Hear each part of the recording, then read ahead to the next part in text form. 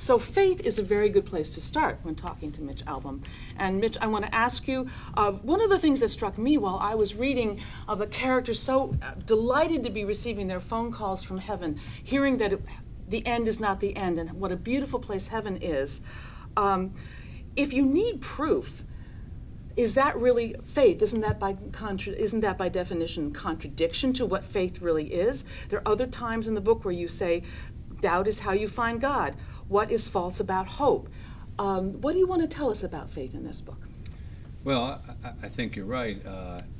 True faith is believing in the things that you can't see and that you can't hear.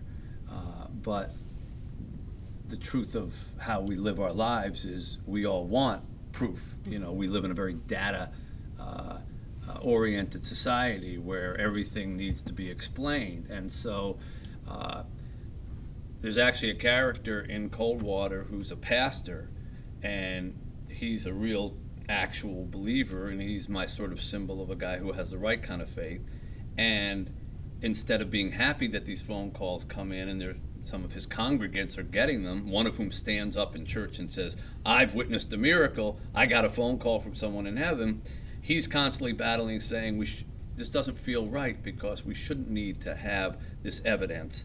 But most of us are not pastors, and most of us are not at that level. And I wanted to explore what happened if suddenly this mystery that basically has kept a lot of people straight-armed from the idea of heaven or whatever, because, well, you can't prove it, so how do I know it's there? Well, what would happen if all of a sudden people who live in a society where they want proof actually got it? Then would they suddenly come to faith? Would it be real faith, or would it be proof-based faith? And then as soon as the proof might be proven to not be what they think it is, do they lose their faith?